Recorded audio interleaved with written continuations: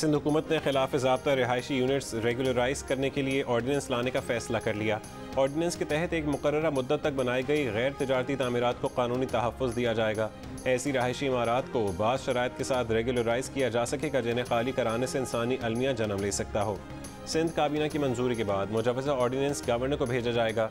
Governor Sindh की मंजूरी की सूरत में ऑर्डीनेंस नाफिजुल अमल होगा। वज़ीर इत्तलात सिंध सईद गनी ने कहा है कि जहाँ मुतासरीन की तादाद लाखों में हो और वो दोबारा घर बनाने के पोजीशन में ना हो तो हुकूमत की जिम्मेदारी है कि उनके घर बचाए। इमरान खान के बनी गाला के घर को भी तो रेगुलर किया गया था।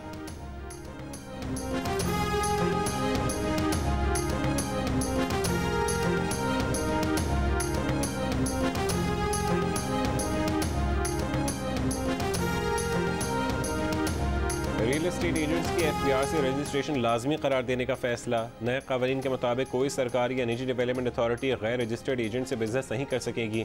तमाम housing authorities corporate housing societies पर भी रजिस्ट्रेशन शराइत लागू करने का फैसला। खिलाफ वर्जी पर मनी लॉन्ड्रिंग टेरर फाइनेंसिंग के कानून के तहत कार्रवाई की जाएगी।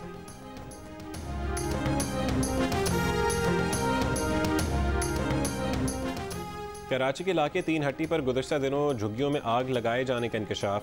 SSP सेंट्रल के मुताबिक झुग्गियों में रहने वाला एक मुलजिम गिरफ्तार है, 3 फरार।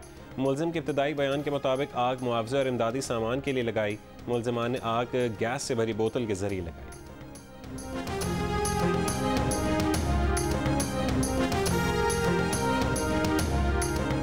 इंटरनेट पर दोस्ती के बाद शादी का झांसा देकर लड़की को मुबैना ज़्यादती का निशाना बनाने का केस। लड़की ने अदालत और पुलिस बयान में मेडिकल कराने से इनकार कर दिया। अदालत ने बयान में कहा कि वो केस की मजीद पैरवी नहीं कराना चाहती।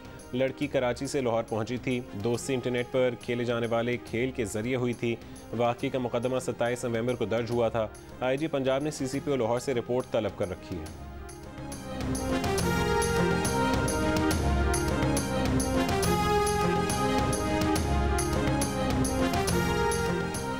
वज़ीर-ए-आज़म इमरान खान की नवाज शरीफ को आसमा जहांगीर कॉन्फ्रेंस में तकरीर करवाने पर सख्त तनकीद।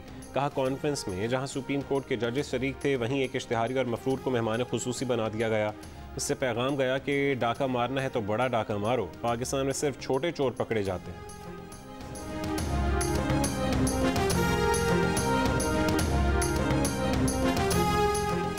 आसमा जहांगीर फाउंडेशन ने कहा है कि कानूनी बरादरी के बड़े हिस्से का ख्याल है कि नवाज शरीफ को दी जाने वाली सज़ा के मकासद सियासी थे। नवाज शरीफ को ज़रूरी कानूनी मौक़े भी फराहम नहीं किए गए। परवेज़ मुशर्रफ और इसाक डार को अदालत इश्तिहारी करार दे चुकी, मगर मौजूदा हुकूमत ने उनके इंटरव्यू TV चैनल्स पर चलने दिए। पैमरा ने नवाज शरीफ के TV पर आने पर पाबंदी लगाई है, मगर अवामी खिताब पर नहीं।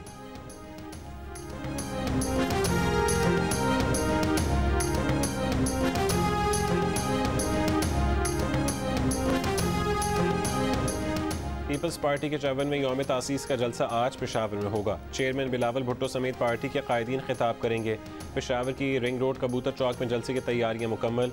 55 फुट लंबा, 40 फुट चौड़ा और 9 फुट ऊंचा स्टेज तैयार। जलसागाह में 30,000 से ज़्यादा कुर्सियां लगा दी गईं। शम्में रोशन करके शोहदा को खिराज अकीदत पीपल्स पार्टी कारकुनान की रैली, आतिशबाजी का शानदार मुजाहरा।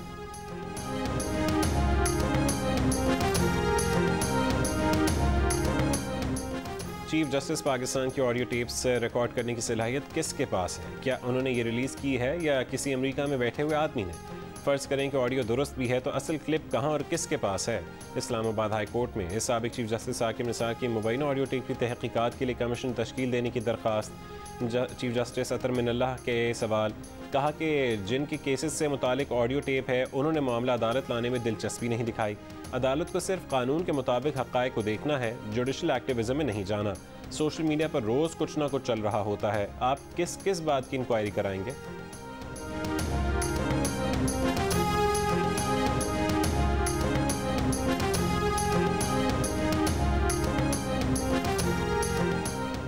सिंध में CNG स्टेशंस को 2.5 महीने के लिए गैस बंद करने का फैसला। 1 दिसंबर से 15 फरवरी तक CNG स्टेशंस को गैस की फरहमी बंद रहेगी। सुई सदर्न गैस कंपनी का कहना है कि तलब और रसद का फ़र्क बढ़ने और घरेलू सार्फिन की ज़रूरियात पूरी करने के लिए ये फैसला किया गया।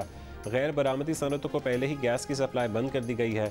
ज़ीरो रेटेड सनतें बशमूल कैप्टिव पावर प्लांट्स को गैस की सप्लाई बहाल है।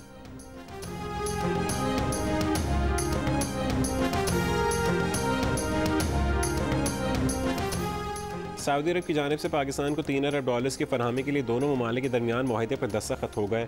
मुआहदे के तहत Saudi Arab state bank of Pakistan के पास $3 अरब रखवाएगा। सऊदी डिपॉजिट स्टेट बैंक के ज़र मुबादला ज़खायर का हिस्सा होंगे। मुआहदे पर स्टेट बैंक ऑफ पाकिस्तान के गवर्नर रजा बाकी ने दस्तखत की।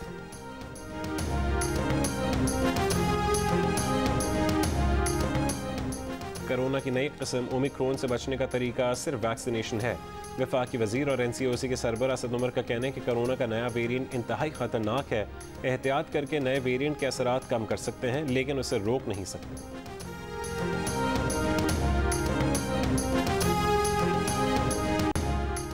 कोरोना का ओमिक्रॉन वेरिएंट कनाडा और स्विट्ज़रलैंड के बाद स्पेन भी पहुंच गया। बरतानिया में आज से नई पाबंदियां नाफिज करने का ऐलान। मुत्तहिदा अरब अमारात ने अपने शहरियों को बूस्टर शॉट्स की हिदायत कर दी। जापान ने आज से तमाम गैर मुल्कियों के मुल्क आने पर पाबंदी लगा दी।